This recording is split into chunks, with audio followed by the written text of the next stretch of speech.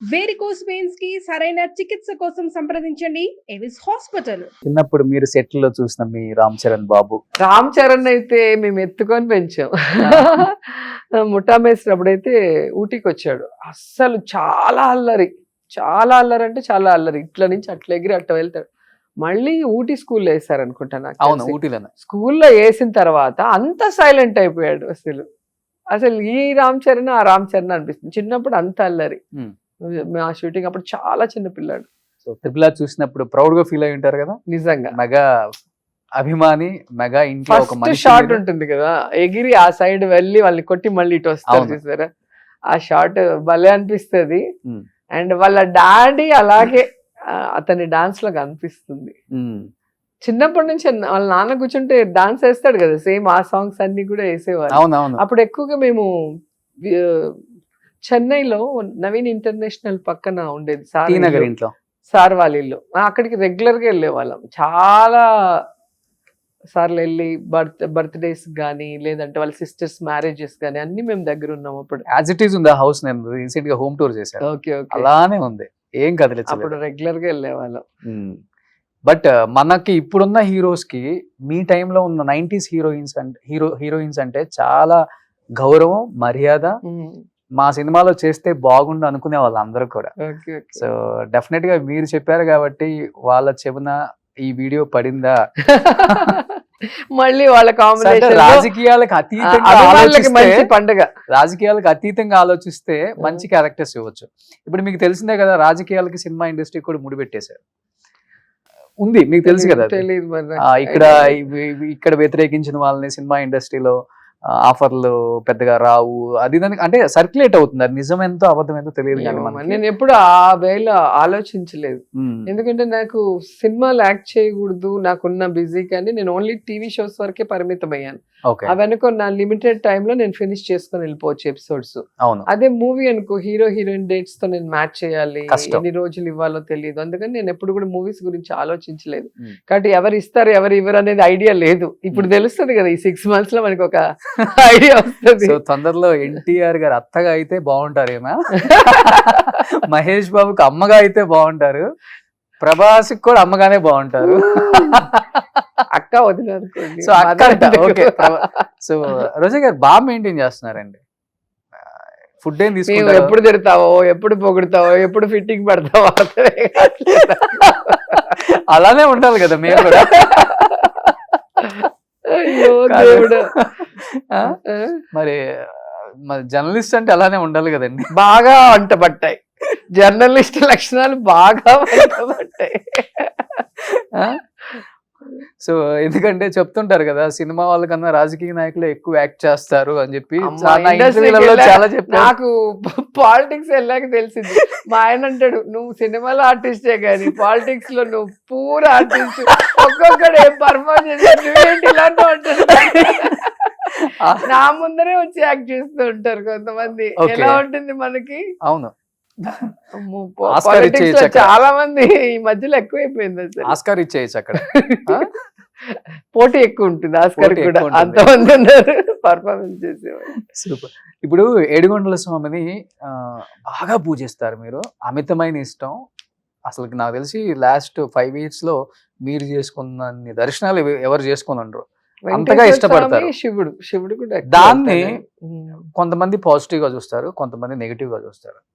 ఇన్నిసార్లు దైవ దర్శనం కేవలం డబ్బు కోసమే, ఆ దర్శనాల పేరుతో డబ్బులు లూటీ చేసేసారు అండ్ జనాల దగ్గర నుంచి లాగేశారు. దేవుడి పేరు చెప్పుకొని సొమ్ము గుంజేసుకొని దాచిపెట్టేసుకుంది రోజా అన్న కామెంట్స్ మీరు వినే ఉంటారు. దానికి ఏం చెప్తారు రోజా గారు? దేవుడే చూసుకుంటారు. లడ్డు వివాదం తర్వాత ఇది బయటకు వచ్చింది. ఇది కూడా ఫస్ట్ నుంచి ఛానల్ అదే పనిలో ఉంటాయి.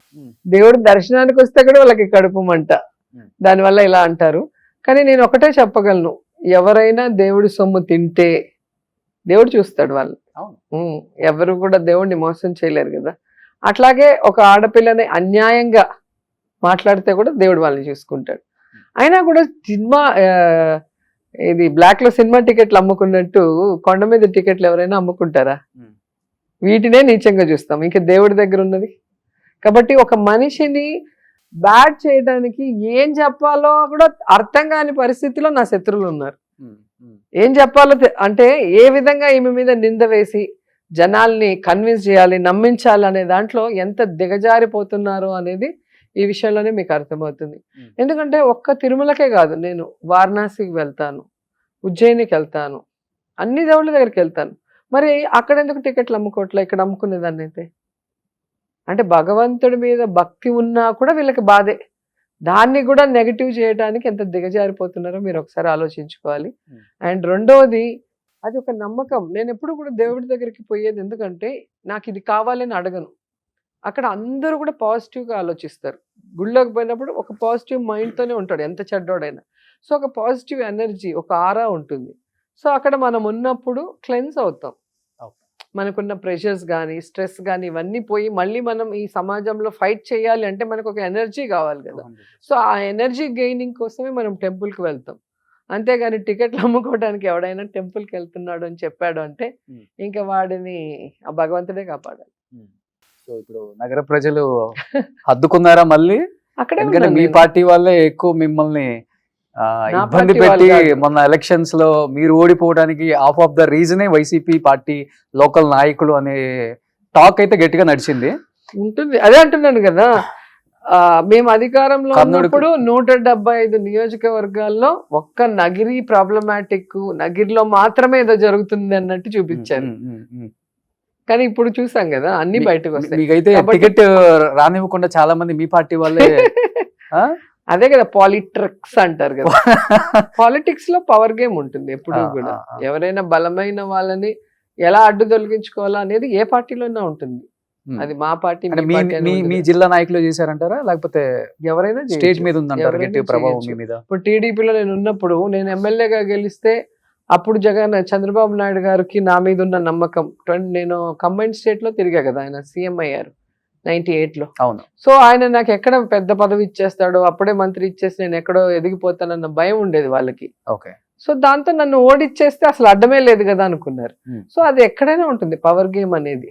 ఎప్పుడు కూడా జూనియర్స్ దాటిపోవాలి అంటే కొంచెం కష్టం ఉంటుంది. ఇప్పుడు నేను కూడా సీనియర్ అయిపోయా కాబట్టి ఈసారి గెలిస్తే చిత్తూరు జిల్లాకి మీరే బలమైన నాయకురాలు అవుతారా?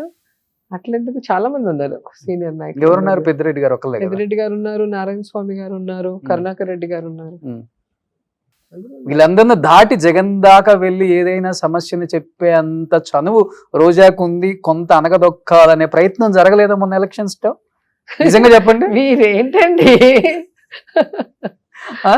ఏ పార్టీలో అయినా కూడా, నేననే కాదు ఎవరైనా కూడా పవర్ గేమ్ లో వచ్చి నేనే టాప్ లో ఉండాలి, నేనే సీఎం కి దగ్గరగా ఉండాలి అనేది ఎప్పుడు జరుగుతుంటుంది. అది ఒక రన్నింగ్ రేస్. పులి మీద సవారీ అంటారు కదా, దిగితే మనం తినేస్తుంది. మనం సవారీ చేస్తూనే పరిగెత్తుండాలి. వితౌట్ అపాయింట్మెంట్ వెళ్ళే అంత చనువు ఉంది సీఎం గారి దగ్గరికి, రోజా గారికి. దగ్గర అయినా వితౌట్ అపాయింట్మెంటే వెళ్ళాను నేను ఉన్నంత వరకు కూడా. ఎందుకంటే నేను ఎప్పుడు ఏ అబ్లిగేషన్ పెట్టుకోను, నా పర్సనల్ అబ్లిగేషన్. నేను ఈ పార్టీలో ఉన్నా కూడా నా కాన్స్టిట్యూన్సీ, అప్పుడంటే కాన్స్టిట్యూన్సీ లేదు నాకు. ఇక్కడ ఉన్నప్పుడు 2 సార్లు ఎమ్మెల్యే గెలిచినప్పుడు నా కాన్స్టిట్యూన్సీ డెవలప్మెంట్ మీద అడుగుతాను తప్ప నాకు అది కావాలి ఇది కావాలని ఏ రోజు అడిగింది లేదు. కాబట్టి ధైర్యంగా నాకు అపాయింట్మెంట్ ఎవరైనా ఇస్తారు. సూపర్. ఇప్పుడు స్టాలిన్ గారి దగ్గరికి వెళ్ళినా కూడా అపాయింట్మెంట్ అంటే నిమిషాల్లో ఇచ్చేస్తారు. కేసీఆర్ గారినైనా అలాగే కలుస్తాను. ఎందుకంటే ఎప్పుడు కూడా పర్సనల్ ఆబ్లిగేషన్స్ పెట్టుకొని వాళ్ళని నసబెడితే ఎవరు ఇవ్వరు. నాకు వర్క్లు ఇవ్వండి, నాకు మైండ్లు ఇవ్వండి, నాకు అది ఇవ్వండి, ఇది ఇవ్వండి అంటే ఎవడైనా